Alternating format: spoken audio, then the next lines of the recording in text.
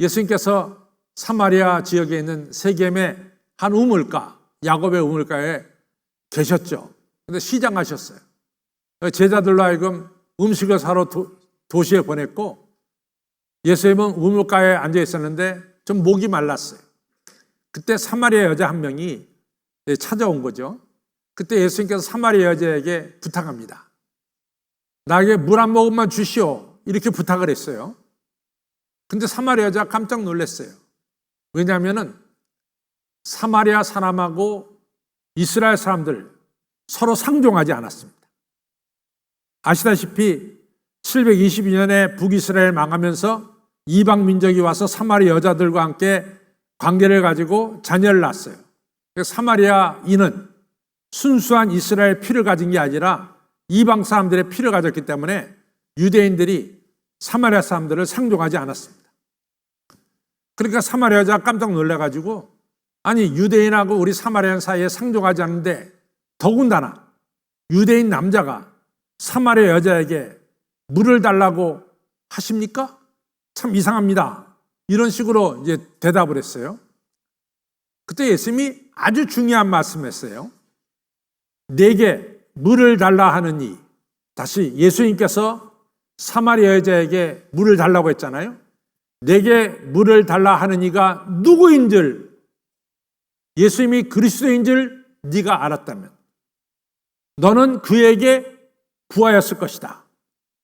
그러면 그는 너에게 생수를 주었을 것이다. 아주 중요한 얘기합니다. 예수님은 너에게 생수, 흘러가는 물을 주었을 것이다. 여기에 이 우물물하고 생수하고 좀 다르죠. 우물물은 고여 있는 것이고 생수는 샘에서 솟아나는 물입니다. 이번에 우리 성지순례 팀이 가서 본 것은 이 단과 이 지역을 가면서 얼마나 많은 물이 밑에서 솟아나는가를 봤어요. 그것이 생수예요. 밑바닥에서 솟아나는 물, 이 생수입니다. 그런데 이 생수는 뭐를 가리키느냐? 바로 오늘 우리가 읽은 요한복음 7장 37절에 목마르거든 다 내게로 오라. 내가 너희 배에 생수의 강이 흐르게 하리라. 이 생수의 강은 성령을 가리킴이라. 이렇게 말씀했어요. 다시 말해서 이 사마리아 여자가 예수님에게 저에게도 은혜를 주시옵소서라고 부탁을 했다면 예수님은 이 사마리아 여자에게 생수의 강이 흐르도록 생수를 주셨을 것이다. 이런 말씀이 되겠습니다. 그런데 이 여자는 비록 사마리아 여자지만은 저는 성경에 나오는 이 여자가 예수님에게 질문한 그 질문은 정말로 중요한 질문이에요. 정말로 중요한 질문이에요. 이 질문이 뭔가 하면은, 예수님, 당신이 선지자 같은데 내게 늘 이 의문이 하나 있었습니다. 그것은 뭐냐? 유대인들 당신들은 예루살렘에서 예배를 드려야 하나님 예배를 받는다 그러고, 우리 조상들은 제가 아까 그랬죠. 그 세겜에서 보면은 오른편으로는 그리심산이 있고 왼편에는 에바산이 있다. 그리심산은 축복의 산이고 에바산은 저주의 산이다. 이것이 바로 여호수아서에 나오는 말씀이죠. 근데 우리 조상들은 그리심산에서 예배를 드려야 하나님 받는다고 말씀하는데, 정말 어디서 우리가 예배를 드려야 됩니까? 어디서 예배를 드려야 하나님이 우리의 예배를 받습니까? 이게 얼마나 중요한 질문이에요. 저는 이건 신학적으로 이 여성이 신약 성경에 예수님에게 질문한 많은 사람들 중에 가장 중요한 질문을 예수님에게 했다. 남자들이 예수님에게 한 질문보다 이 사마리아 여성이 예수님에게 한 질문은 너무나 우리의 실생활 속에서 필요한 중요한 질문을 예수님께 했다. 저는 그렇게 생각합니다. 오늘 여러분과 저가 실질적으로 뭡니까? 이 시간 예배를 드리고 있어요. 그렇잖아요. 우리가 예배를 드리려고 이 자리에 왔잖아요. 그러면 핵심 뭡니까? 우리 예배를 하나님이 연락하셔야죠. 이것처럼 중요한 게 어디 있어요? 그러니까 이 사마리 여자가 예수님에게 질문한 거죠. 우리 조상은 그리심산에서 예배를 드려야 되고 또 당신들의 조상은 예루살렘에서 예배를 드려야 하나님 받는다 그러는데 어디서 예배를 드려야 됩니까? 아주 예배 드리는 장소 또는 어디서 예배를 드려야 하나님 받으신가 하는 핵심적인 질문을 이 사마리아 여성이 예수님께 질문한 거예요. 그때 예수님의 대답은 뭐냐? 하나님은 영이시니 너희가 신령과 진정으로 예배를 드릴지니라. 중요한 것은 예루살렘도 아니고 그리심산도 아니고 어떤 장소가 아니라 너희들이 예배를 드릴 때 하나님은 영이시니 내가 신령과 진정으로 예배를 드릴지니라. 이 핵심 뭡니까? 하나님은 성령의 감동 속에서 신령과 진정으로 예배를 드릴 때 우리 예배를 받으신다는 중요한 대답을 해주신 거죠. 성령의 감동 속에서 신령과 진정, 마음을 다하고 성품을 다하고 힘을 다해서 하나님 앞에 예배를 드릴 때 하나님은 우리 예배를 받아주신다고 하는 아주 명쾌한 대답을 예수님이 하셨어요. 성령은 어떤 역사를 하느냐? 여러분과 저로 하여금 신령과 진정으로 마음을 다하고 성품을 다하고 힘을 다해서 우리 여호와 하나님께 예배 드리도록 우리를 감동시키고 역사하는 힘이 바로 어디서 나온다? 성령에서 나온다는 거죠. 여러분, 성령의 역사는 여러분과 저가 드리는 예배를 하나님께서 연락하도록 역사하시는 것이 바로 성령의 역사입니다. 정리해 보면 그렇습니다. 성령의 역사는 아시다시피 다른 사람들에게 유익을 주고 성령의 역사는 나로 하여금 하나님과 올바른 인격적인 만남을 갖게 하고 성령의 역사는 내가 하나님께 기도도 드리게 만들고 더 나아가서 바로 내 이웃들에게 살아계신 예수님을 증거하게 만들고 성령의 역사는 바로 여러분과 저가 드린 이 예배가 하나님께 연락되도록 신령과 진정으로 예배를 드리도록 우리 가운데 역사하시는 분이 바로 성령님이다 그 말이에요. 그러면 누가 성령의 역사를 체험하느냐? 오늘 우리가 읽은 요한복음 7장에 나옵니다. 누구든지 목마르거든 내게 나와라. 내게 나오는 자에게 그 배에 생수의 강이 흐르게 하리라 약속하셨어요. 여러분과 저가 지금 예수님께 나왔습니다. 아무쪼록 우리의 마음속에 우리의 심령 속에 성령의 강이 흐르기를 주님의 이름으로 축원합니다. 제가 이제 요한계시록을 한식교에 와서 제가 강의한 것이 이구현 장로님 제가 세 번째예요. 이번에 두 번째입니까? 세 번째입니까? 네? 세 번째예요? 제가 세 번째 요한계시록을 강의하는데 정말 세 번째 요한계시록을 강의할 때 저도 많은 은혜를 받아요. 저도 많은 은혜를 받고 또 우리 성도님들이 새벽 제단에 교회 나와서 예배를 못 드리는 성도님들, 멀리 떨어진 성도님들은 아마 유튜브를 통해서 이 요한계시록 제가 말씀드리는 것을 듣는 것 같아요. 근데 이제 요한계시록의 중요한 게 뭐냐면 요한계시록 7장에 보면은 여러분과 저의 살아가는 인생 속에 사실은 환난과 재난이 찾아옵니다. 환난과 재난이 찾아옵니다. 여러분 아시다시피 지금 앞으로 30년 안에 백두산이 용암이 분출할 것이다. 이렇게 보는 사람들이 많이 있어요. 또 백두산이 분출하기 앞서서 일본의 후지산이 먼저 분출할 것이다.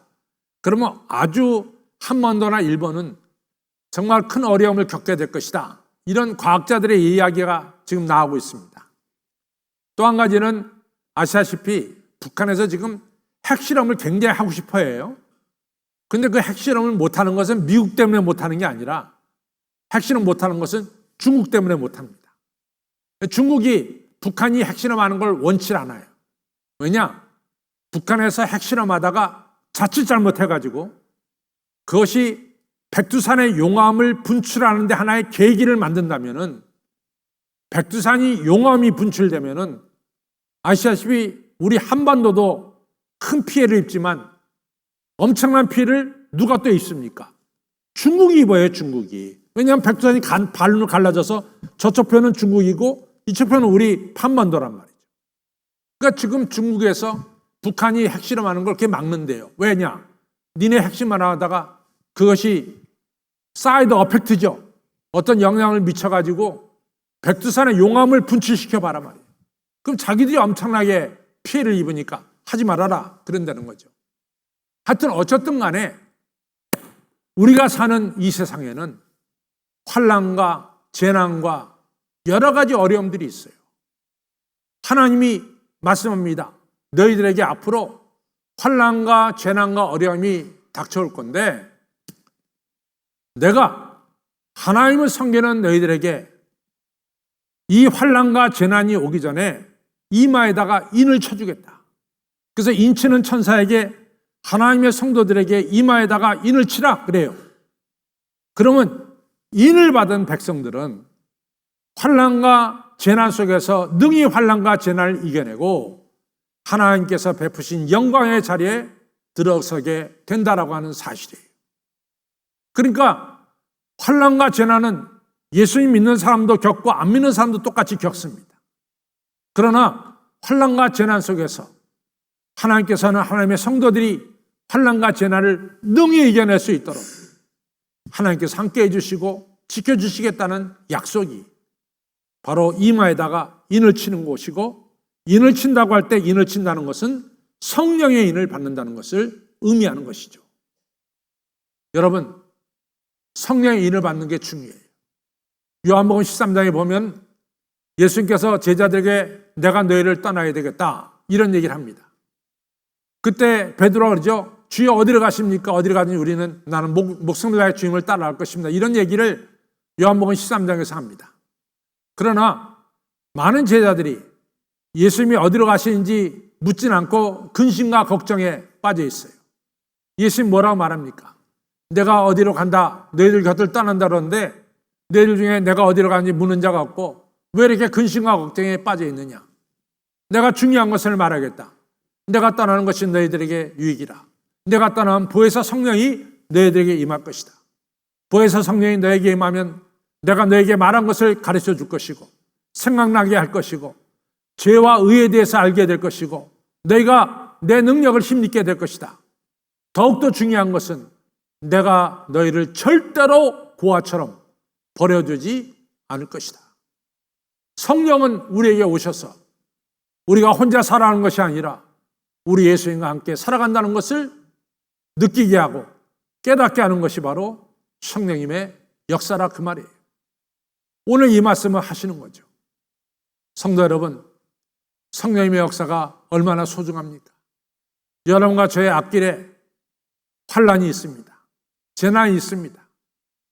또 우리가 살아가다 보면 원치 않게 독감도 걸리게 되고 코로나 바이러스도 걸리게 되고 우리가 생각지 못한 어려움도 겪게 되고 여러 가지 어려움이 있습니다.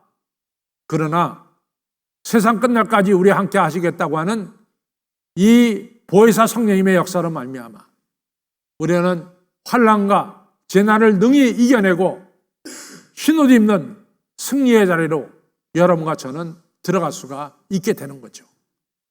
성령은 파라클레이토스, 우리의 변호사고 우리의 위로자고 우리와 함께 하시는 바로 그분이 성령입니다. 성령은 우리와 함께 하시겠다고 약속하고 있어요. 여러분들 예수님의 제자들을 보면은요, 예수님의 제자들은 신약 성경에 나타난 33가지 이상의 예수님의 기적을 다 본 사람들이에요. 예수님의 제자들은 예수님의 십자가의 죽음과 3일 후에 부활도 본 분이에요. 예수님이 부활하고 나서 40일 동안 그들과 함께 거하시면서 지내신 영광스러운 부활하신 예수님을 다 본 사람들입니다. 또 40일 뒤에 구름 타고 예수님께서 하늘나라 승천하신 것도 다 본 사람들입니다. 그런데 우리가 성경을 보면은 베드로가 예수님의 부활을 보고 나서 바로 부활하신 예수님을 증거한 것이 아니라 디베라 바닷가에서 고기 잡으러 갔어요. 7명의 제자가 따라갔어요. 우리가 생각하기엔 이해가 안 돼. 아니 어째서 부활의 주님을 만났다면 바로 가서 부활의 주님을 증거해야지 디베라 바닷가에 가서 무슨 고기를 잡느냐? 우리가 이래 생각합니다. 여러분, 베드로는 아마 이런 생각을 했을 거예요. 내가 영광스러운 예수님을 배웠지만은 내가 예수님을 3번이나 부인했는데 나는 그 영광스러운 예수님을 증거할 자격이 없다. 뭐 이런 생각도 했을 거예요. 하여튼 디베라 바닷가로 갔습니다. 이러한 제자들이었습니다. 여러분과 저는요, 사실은 이 세대를 살면서 우리가 다 기억해 보면 우리의 세대 속에는 너무나 많은 것들이 일어났어요. 변화의 역사가 일어났습니다. 정말 우리는 엄청난 변화를 몸으로 겪으면서 지금 살아가고 있습니다. 제가 2005년도에 우리 한식교회에 부임했을 때 우리 한식교회 앞마당에는 전화가 있었어요. 전화기, 공중전화기. 그때 계셨던 분들은 다 알 거예요. 공중전화기가 있었습니다. 그러면 예배 끝나고 공중전화 걸려고 늘어서서 공중전화 걸었어요. 지금 우리 예배당 안에 공중전화 없어요. 여러분과 공중전화 필요도 없어요. 예전에는 무슨 우리가 자라날 때는 가정에 전화 있는 집은 그래도 괜찮게 사는 집이야. 근데 지금 가정에 전화 없는 집이 더 많아. 핸드폰만 있으면 다 돼. 굳이 가정에 전화를 둘 필요가 없어요. 세상이 급격하게 변했습니다. 여러분들 이 핸드폰에 얼마나 많은 것이 들어있어요. 모든 사람이 전화번호 들어있죠. 또 핸드폰을 두들기면은 모든 지식을 저절로 우리가 받을 수 있죠. 저는 사실은 설교하면서 설교 원문을 만들어 놓고 내 머릿속에 기억난 것을 만들어 놓고 그 다음에 이제 확인을 하기 위해서 제가 핸드폰에 들어가서 그거 확인을 해봅니다. 그래서 핸드폰에도 그게 확인이 되면은 그 다음에 제가 이제 설교 원고에 제대로 쓰는 거예요. 내가 지금까지 듣고 있고 생각했던 것이 틀릴 수도 있어요. 그렇기 때문에 핸드폰에 검색 여기에 들어가서 제가 검색하는 거죠. 핸드폰이 얼마나 중요한지 몰라요. 근데 이 핸드폰이 어느 날 하도 쓰다 보니까 0%가 돼버렸어. 핸드폰이 꺼져버렸어. 그 안에 별게 다 들었어도 핸드폰에 배터리가 0%가 되면은 전화를 걸 수가 없어. 거기서 검색해도 검색이 안 돼. 0%가 되면은 아무것도 안 되는 거예요.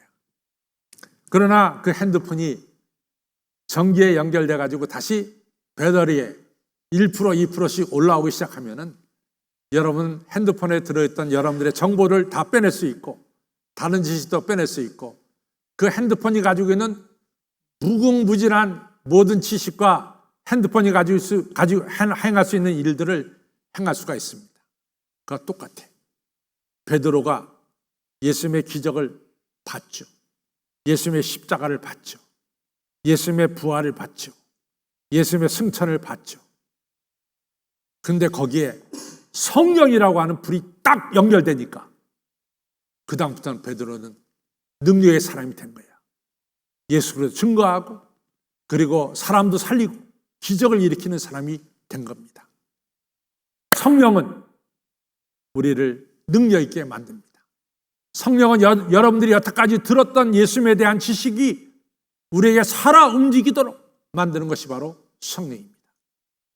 아무쪼록 성령의 충만함을 받으시고 성령이 생수같이 흐르는 놀라운 역사가 있을 때 우리는 능력의 주님과 함께 살아가는 이러한 축복을 받게 됩니다. 에베소서 5장 18절에 보면은 사도 바울이 그래요. 술 취하지 말고 성령의 충만함을 받아라. 근데 이게 내용이 있어요. 어떤 내용이냐면은 제우스의 아들 중에 누가 있냐면 바카스가 있습니다. 동아제약에서 말하는 바카스가 아니라 바카스라고 하는 신이 있어요. 근데 이 바카스라는 신은 파티의 신이야, 파티. 그냥 사람들이 모여서 춤추고 즐겁게 지내게 만드는, 그래서 우리에게 즐거움을 주는 신이 바카스예요. 근데 이 바카스는 우리 사람을 즐겁게 하기 위해서 파티도 열지만은 바카스는 술을 취하게 만들어요. 그래서 사람들이 술을 취하면서 춤추다 보고 노래하다 보면 어느 순간에 정신이 획가닥 가버려. 그런 순간에 인간은 잠시 잠깐 동안이지만 황홀감에 빠지는 거죠. 그것이 바로 그 당시에 있었던 흔한 일이었어요. 그 사람들이 고단한 삶에서 황홀감을 느끼기 위해서 이 소위 말해서 바카스가 말하는 파티에 참여하고 술 취하기 시작한 거예요. 사도 바울이 그것을 딱 지적했어요. 그런 식으로 술 취하지 말고 그런 식으로 황홀을 느끼려고 하지 말아라. 너희가 성령을 받게 되면 시와 찬미로 하나님께 영광 돌리게 되고 시와 찬미로 하나님께 영광 돌리게 될 때 너희들에게는 말할 수 없는 기쁨과 그리고 행복이 너희들에게 가득 차게 될 것이다. 그러니 술 취하지 말고 뭘 받아라? 성령의 충만함을 받아라 그랬습니다. 여러분, 오늘 성경 말씀처럼 우리의 속에 심령에 생수의 강이 흐르기를 주님의 이름으로 축원합니다. 생수의 강이 흐르게 되면은 우리가 하나님을 인격적으로 만나게 되고 또한 성령이 우리에게 충만하면 여러분과 저는 많은 사람들에게 도움을 주는 유익을 끼치는 사람이 되고 또한 방언과 예언을 하는 자가 되게 하고 이 예배가 신령과 진정으로 하나님께 예배드려 하나님께 성달되는 예배가 되게 하고 우리 앞에 환난과 재난이 있다 할지라도 파라클레이토스 성령이 우리와 함께 하셔서 여러분과 저는 환난과 재난을 능히 이기고 흰옷 입고 하나님의 영광 있는 자리에 서게 될 줄로 믿습니다. 근데 여기 조건이 있어요. 조건이 뭐냐? 목 마른 자들은 다 내게로 오라. 내가 너희 배에 생수의 강이 흐르게 하리라. 목 마르다는 것은 갈급한 심령이에요. 갈증입니다. 주여 내가 성령 받기를 원합니다 라고 하는 갈망, 갈증, 사모함이 있어야 됩니다. 두 번째로 예수님께 나가야 됩니다. 예수님 앞에 문을 열어야 됩니다. 예수님은 내가 너에게 생수의 강이 흐르게 하리라. 아무쪼록 오늘 예배드리는 여러분들 마음속에 성령을 사모하는 마음이 충만하기를 바랍니다. 그래서 우리 안에 성령이 생수같이 흐르리라 한 것처럼 오늘 여러분들 마음속에 하나님의 영, 보혜사 성령이 충만히 흐르는 놀라운 역사가 있기를 주님의 이름으로 축원합니다.